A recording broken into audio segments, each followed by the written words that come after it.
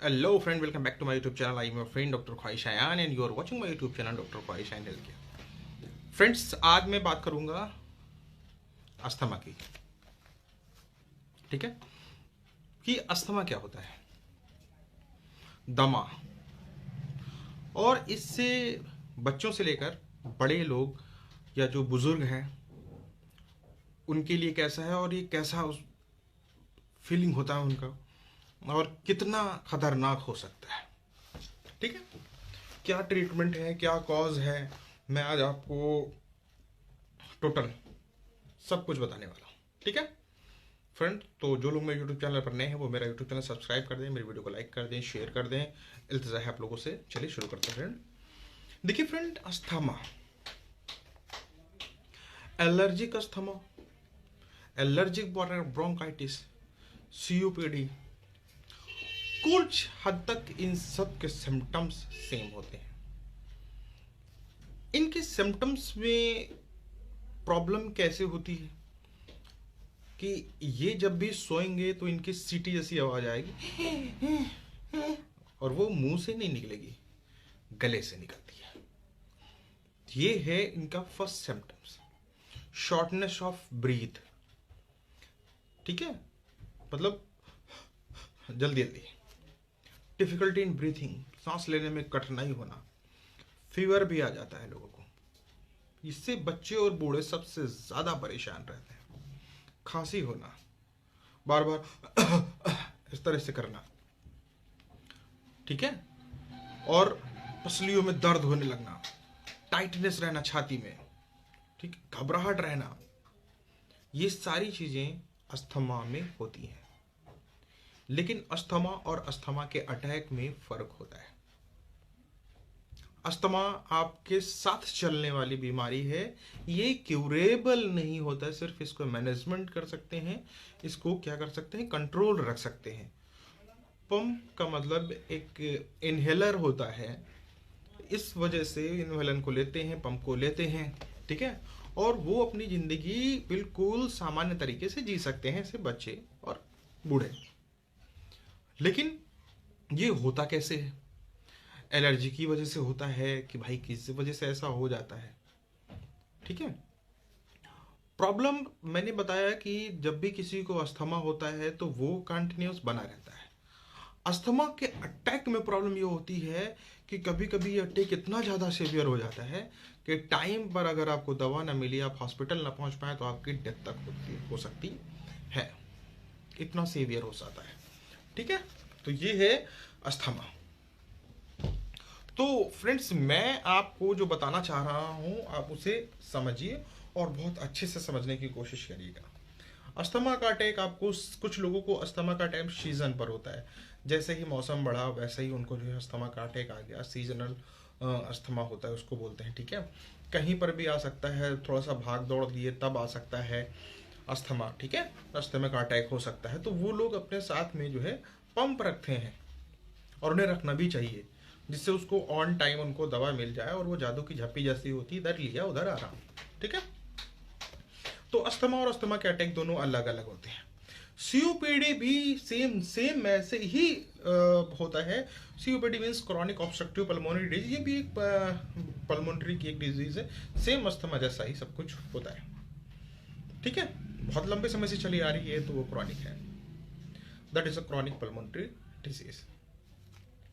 अब मैं बात करूंगा कि ये तो हो गए इसके सिम्टम्स, कॉज क्या होता है।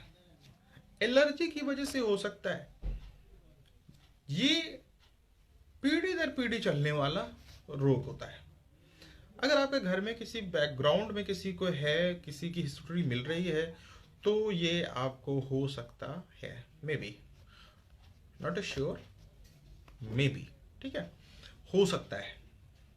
इसमें होता क्या है कि जो आपकी विंड पाइप होती है, जो एयर को ले जा रही होती है, कहाँ तक, फेफड़ों तक, उसके बीच में रेशे बनने लगते हैं, बलगम बनने लगते हैं, कि लिक्विड सा सिक्विश बनने लगता है, हुआ है। और ये होता कैसे भाई, कोई चीज़ तो होती, तो फॉरेन बैक्टीरिया जैसे ही, सॉरी, कोई कोई फॉरेन चीज़ जो इसको प्रोड्यूस करा सकती है, जिसमें इस वजह से, जैसे, सॉरी मैं क्या कैसे समझाऊं आपको, कि कोई ऐसी चीज़ जो सब्सटेंस प्रोवाइड कराने लगती है एलर्जी के लिए, एलर्जिक्स प्रोवाइडर्स, आप समझ लीजिए कि सब्सटेंस कोई ऐसा है जो आपके अंदर आया, ठीक है, जिसकी सही भाषा में मैं हिंदी में तो आपको नहीं समझा पा रहा हूँ, लेकिन आप थोड़ा समझने की कोशिश करिए। कोई भी एलर्जिक, ठीक है, कोई भी एलर्जिक जो है सब्सटेंस या जो एलर्जिक प्रोड्यूसिंग सब्सटेंस है, वो जब आपके बॉडी के अंदर आया तो वहाँ पर रेशर बनने लगा, वहाँ पर बलगम जैसा बनने लगा, वहाँ पर लिक्विड बनने लगा। तो वो जो नस होती है, जो एयर विंड पाइप होता है, जो हवा ले जा रहा है, एल्वलाई तक पहुँचा रहा है, लंग्स तक पहुँचा रहा है ऑक्सीजन, वो छोटा हो गया उस जगह पर, और एयर वहां पर लिक्विड भरी हुई है, तो एयर उस लिक्विड को पास नहीं कर पाती, तो यहाँ पर ये जाम हो जाता है, बहुत छोटा सा रास्ता ही बचता, तो भाई जगह छोटी हो गई, तो वो जा नहीं पा रहा है कायदे से, एयर नहीं जा पा रही है, तो उसे बहुत ज़्यादा काम करना पड़ रहा है, ऐसे बच्चे ऐसे हो जाते हैं। और ये अस्थमा का अटैक अधिकतर जो है रात की तरफ, रात जैसे ही आधी रात बीतती बहुत ज़्यादा हो जाता है। कुछ अस्थमा के केसेस जो हैं, एक बहुत ही टाइम देखा गया है कि मार्च के टाइम पे उन लोगों को बहुत ज़्यादा परेशानी हो रही है, या फिर नवंबर दिसंबर के टाइम पे उन्हें बहुत ज़्यादा परेशानी हो रही है, जब वो सीजन चेंज हो रहे हैं, ठीक है। और मार्च में अगर जिसको बहुत ज़्यादा परेशानी हो रही है, तब वो जो पतझड़ का मौसम आता है, धूल मिट्टी ह्यूमिडिटी बहुत ज़्यादा आपके वातावरण में रहती है, इस वजह से भी ये हो जाता है, ठीक है। तो उस वक्त वो फूलों के कण भी होते हैं जिन्हें पराग बोलते हैं, वो भाई वो भी हवा में ट्रेवल कर रहे होते हैं। डस्ट पार्टिकल, बहुत ही छोटे छोटे माइक्रो डस्ट पार्टिकल जो होते हैं, वो भी चले जाते हैं नाक की दीवारों पे, जैसे ही जाते हैं एलर्जी पैदा करते हैं, वहाँ रेशा बनता है, वो रेशा गले तक जाता है, गले से सीधे वो लंग्स में जाता है, ऐसे ही एलर्जी भाई बनता रहता है। और वो कोई भी फॉरेन चीज़ होती है, वो जैसे ही एलर्जिक प्रोड्यूसिंग सब्सटेंस आता है, वहाँ पर ऐसी चीज़ें होने लगती हैं, और फिर आपको क्या करते हैं, सांस लेने में कठिनाई, shortness of breathing and difficulty, सांस सीटी जैसी आवाज आना, वीजिंग, कफ, वूफिंग, सारी दिक्कतें आपको होने लगती हैं। इवन फीवर भी आ जाता है, कमजोरी बहुत ज़्यादा ऐसे लोगों को। तो टाइम रहते ही आप उसका इलाज करा लें। खास तौर पे अगर बच्चों में बार बार नज़ला जुकाम हो रहा है, बार बार उसे कोल्ड हो रहा है, तो आप ज़रूर डॉक्टर के पास जाएं और उन्हें बताएं, क्योंकि ये आगे चल के आपके लंग्स तक ये चीज़ पहुंच सकती है, ठीक है। फिर प्रॉब्लम आपको ये क्रिएट करेगी। तो आप अपने डॉक्टर, नज़दीकी डॉक्टर से मिल सकते हैं, अपने फैमिली डॉक्टर से मिल सकते हैं, ठीक है, आप वहाँ जाकर बात कर सकते हैं फर्स्ट, है। तो अब आता है इसका ट्रीटमेंट के लिए कि कैसे ट्रीटमेंट करते हैं। तो ट्रीटमेंट से पहले आप ये समझ लें, इसे डायग्नोज करना है। स्पाइरोमीटर की वजह से PFT, एक पल्मोनरी फंक्शन टेस्ट होता है, कुछ ब्लड टेस्ट होते हैं, एक्सरे कराना है। तो इन सारी चीज़ों से कुछ जो है पता करने की कोशिश की जाती है कि भाई आपकी बॉडी के साथ में क्या चल रहा है, आपके लंग्स कैसे हैं, आपके लंग्स की पोजीशन में क्या है, भाई क्या आपका शरीर कह रहा है, क्या आपके लंग्स कह रहे हैं, एलर्जी किस वजह से हो रही है, क्या चीज़ है। तो ये सब डॉक्टर्स आपको करा सकते हैं, रोल आउट यहाँ तक कि ECG भी करा सकते हैं। और ये उनका एक मानना है कि भाई ऐसा तो नहीं है कि क्या हो सकता है, हार्ट की वजह से तो नहीं है ये ब्रीथिंग डिफिकल्टीज। तो ये तो से कॉमन सी जांच है जो वो लोग कराते हैं, ठीक है। अब आते हैं ट्रीटमेंट पे। ट्रीटमेंट, अगर आप हॉस्पिटल में बहुत ज़्यादा आपको सीवियर अटैक आ जाता है, टाइम पर आप नहीं पहुंच पाए, तब तो मैंने बताया है कि ये लाइफ थ्रेटनिंग कंडीशन तक पहुंच जाता है। लेकिन अगर आप टाइम पर पहुंच रहे हैं तो सब कुछ कंट्रोल हो सकता है। आपने डायग्नोस करा लिया, आप उसका ट्रीटमेंट ले रहे हैं, कुछ दिनों में आप घर चले जाएंगे। आपको अगर डॉक्टर सजेस्ट करते हैं कि आपको पंप लेना है, तो पंप आपको हमेशा अपने साथ रहने, कभी भी अस्थमा का अटैक आ सकता है, इसका कोई भी टाइम नहीं है, ठीक है। मैं फिर कह रहा हूँ, this is not curable disease, ये क्यूरेबल नहीं है, ओनली आप इसका मैनेजमेंट कर सकते हैं, ठीक है। तो डॉक्टर स्टेरॉइड देते हैं। कुछ स्टेरॉइड ऐसे भी हैं जो इनहेल, मतलब सूंघने के लिए दिया जाता है, इनहेलर के तौर पे दिया जाता है, जैसे बुडेसोनाइड, ठीक है।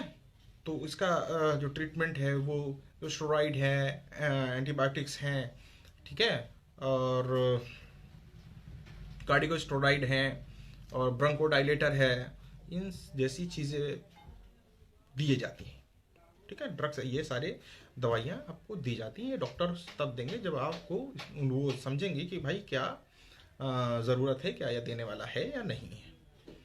ओके, तो उम्मीद है कि आपको थोड़ा सा समझ में आया होगा कि अस्थमा क्या है। बहुत ही शॉर्ट लैंग्वेज में मैंने समझाने की कोशिश की है एक्चुअली, क्योंकि और आपको ज़्यादा जानकारी चाहिए तो आप मुझसे कर मिल सकते हैं, या फिर मुझे कॉल कर सकते हैं या मुझे मैसेज कर सकते हैं। मैं उस पर भी आपको पूरी तरीके से बता सकता हूँ।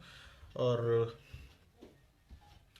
जो लोग मेरे यूट्यूब चैनल पर नए हैं वो मेरा यूट्यूब चैनल सब्सक्राइब करें, लाइक करें, अपने फ्रेंड्स को शेयर करें, फैमिली को शेयर करें, फैमिली में किसी को है तो उसे बताएं। ठीक है, और मैं फिर कह रहा हूँ कि मैं फ्री ऑफ कॉस्ट आपको एडवाइस है मेरी, आपसे कोई पैसा नहीं है, कुछ नहीं है, आप बात कर सकते हैं मुझसे।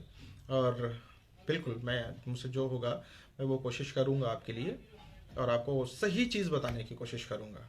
ठीक है, तो अपने नज़दीकी डॉक्टर से ही आप अपना इलाज कराएं। डॉक्टर मीन्स मैं डॉक्टर की बात कर रहा हूँ। ठीक है, डॉक्टर के पास जाएं, या अपने आप मेडिकल कॉलेज जा सकते हैं, आप अपने सिविल हॉस्पिटल जा सकते हैं, आप अपने डिस्ट्रिक्ट हॉस्पिटल जा सकते हैं, नज़दीकी CSC जा सकते हैं। ठीक है, इन सब से जाकर आप अपने डॉक्टर को बता सकते हैं अपनी प्रॉब्लम, और वो आपको जो जो बताएंगे वो आपको करना है। ठीक है, तो आज के लिए फ्रेंड इतना ही।